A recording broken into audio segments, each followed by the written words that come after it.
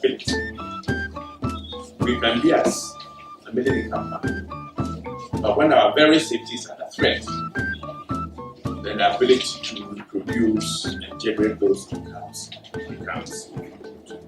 So issues of public safety and security must be a high priority for us as Ghanaians, most certainly. But I think for the institutions that are involved in giving a much higher priority. Good placing, emergency services, disaster preparedness, but also public awareness and discipline on safety measures all contribute to helping communities to thrive. But we need to recognize the changing security environment that we are facing, that the threats are beginning to change. And those threats pose particular types of challenges. And I like Mr. Amankwa's point about stretching out his hands and saying that there's no collaboration. This has not always been so. The state institutions for a long time have seen those effects on the research side as their enemies. That policy making and implementation were not based on data and facts, but it was more based on Google. So, Mr. Amankwa, thank you very much for stretching out your hands. But the small arms that we see in this country have nothing to do with Mr. Gaddafi. We love guns in this country. In 2005, when we did our first baseline survey, the unregistered guns in this country totaled about 650,000. If you take the usual attrition rate of 20%, we had expected that, of course, it would have come down to about 480,000. That did not happen when we did the last baseline survey in 2015. There are 1.2 million guns in this country unregistered. Our borders to the Côte d'Ivoire and to the north, Burkina Faso, and I like what he said, there are no borders. Porous, unmanned, and there's a veritable business of guns and ammunition moving into the Ghana, Burkina Faso, Ghana, and Nigeria. So let me very quickly mention a couple of points that I think are crucial. If we take the health sector, that is where all these accident victims must go to. There are 79 district hospitals with no doctors, 82 districts without a hospital. The ratio of doctor to patients is 1 doctor to 5,000 patients. It poses veritable challenges when you're breaking your leg, when the blood is gushing out because of an accident. But of course, we've also had a challenge that we have to go to the hospital. If we disaggregate the ambulances that we have been told about, 10 ambulances in Upper East, only 3 of them work. 13 in Upper West, only 3 of them work. 22 in the Northern region, only 6. Another 22 in the Water region, only 6 are functional. In the Eastern region, there was supposed to be 26, only 8 are functional. This is a national crisis. If we tie these ambulances to the motor accidents, it even provides much more frightening statistics. As at last month, there have been 10,051 crashes involving 16,000 vehicles, 1,710 fatalities. But it's not just about the data. We need to get into the granularity of the data in terms of the demographics. Who are those who are dying? Is it young people? Is it men? Is it women? What are their professions? So we can drill down as a state and say, these accidents are becoming an existential threat to this country. In terms of accidents. Accidents cost us 1.6% of our GDP. That is about $180 million to $200 million a year. Now, those are those who die. I always tell my students that when we go to war, The essence of war is, of course, to win the battle. But it's not to kill the enemy, it's to wound the enemy.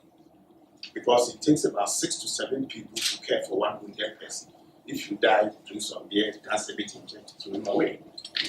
So if we take the numbers of injuries alone in this country, and we multiply it by those who have to take care of them, minus it to their productive value, then we will begin to have an idea on our budget that we are facing an existential threat. So in my own speech, I've disaggregated it in terms of men and women who died, their age group, and we've been able to use GPS to drill down to the types. So we at the Kofi Annan Center can tell you, if you take your car on this road at this time, the propensity for you to get an accident is very high.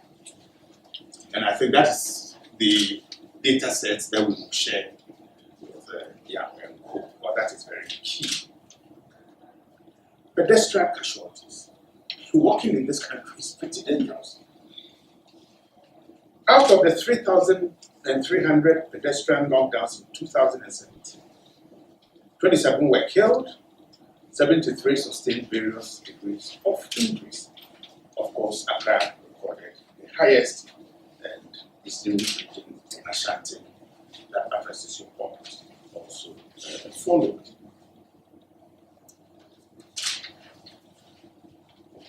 The fire outbreaks will continue. Our capacity to respond will continue to be very low. We are far away and far behind when it comes to fire management in our homes, in our offices, in our markets, in our industries. Why? Because substandard goods are coming into town. Those who fix them just don't know how to do it.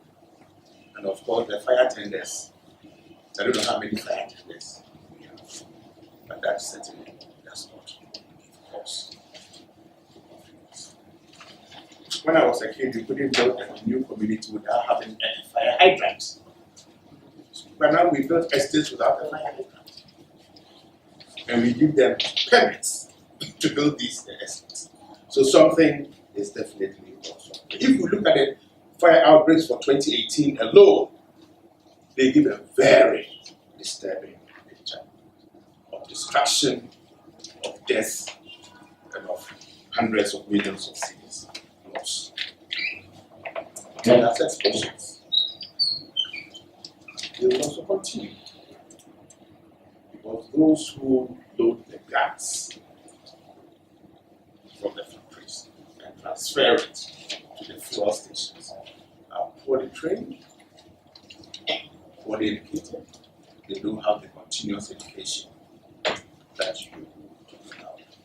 And as gas stations continue to be built in built-up areas, we will see more devastating fires. You spoke about civil disturbances. Yes.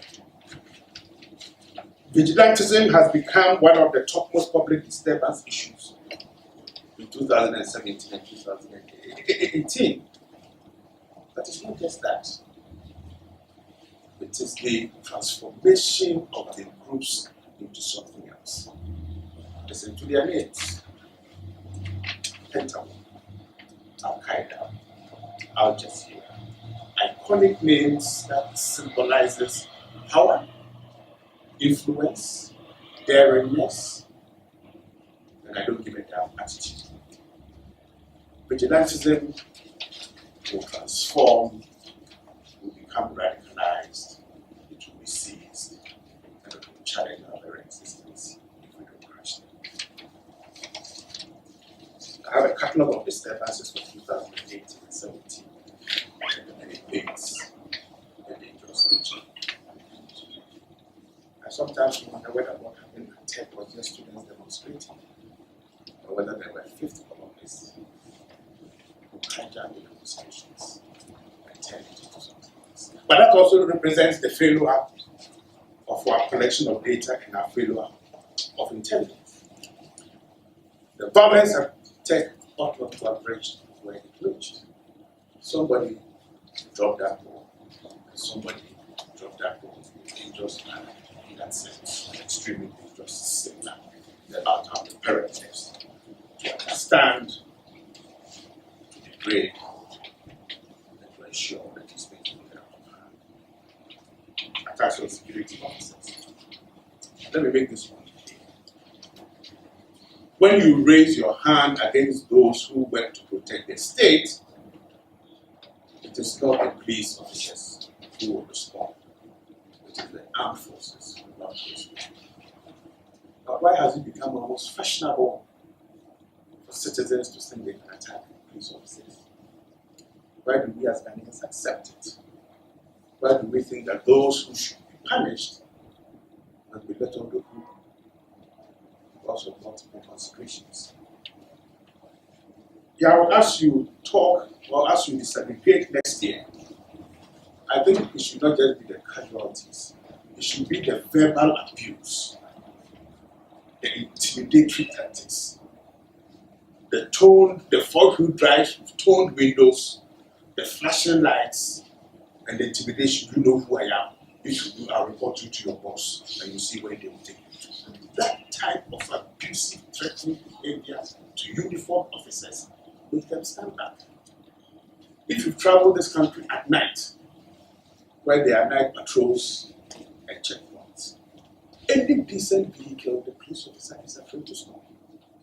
Let's not forget that those who seek to radicalize and to recruit and to hurt us are as equally intelligent as those of us in this room. You need only to travel this road once to either to say, oh, I buy net saying, you let you go. So it's crucially important that you encourage your men and women, let them catch a minister who is threatening them and let's put it out there. And I'm sure the president will sign the person. Immediately we do that, all this indiscipline on the roads, the abuse of uniformed officers, the threat of transfer will stop. Natural disasters. We just don't know how to do natural disaster prevention in this country. Every year we know the Babri Dam will be opened. Every year we sit down for people to die and nobody is sad. But it's not just that. It's about floods, of course. It's about fire. Like the downpour of floods. But we need a collaborative, cohesive approach to ensure that these things happen. We don't understand the science behind cars being swept away when there's a flood. People always think, oh, there's a flood. This guy is heavy. No. Buoyancy. Just sweep your car away. So we need a lot of public education to ensure that people, their lives are safe. Let me come to one of my favorite topics and I will end.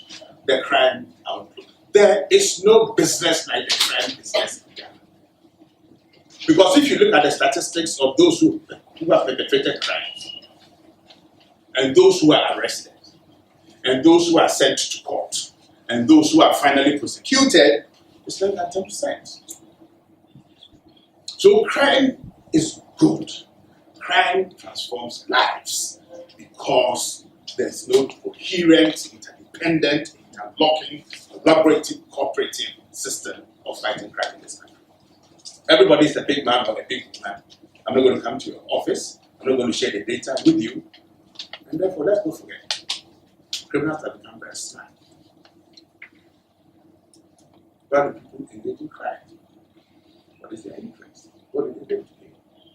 So instead of the why question, we should be asking when it comes to crime, what is it good for that people continue to do what they do? So let me talk very briefly in terms of disaggregating some of the figures for 2018.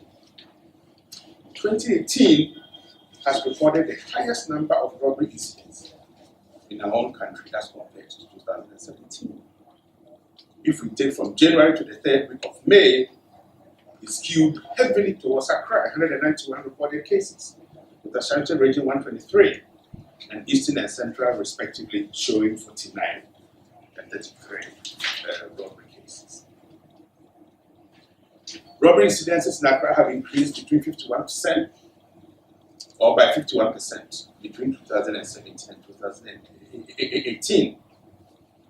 Eastern region recorded the second highest of 42% and Ashanti region 32%. We have seen some decreases, but they are not, large enough. But certainly in Tema, we've seen a decrease that is quite encouraging.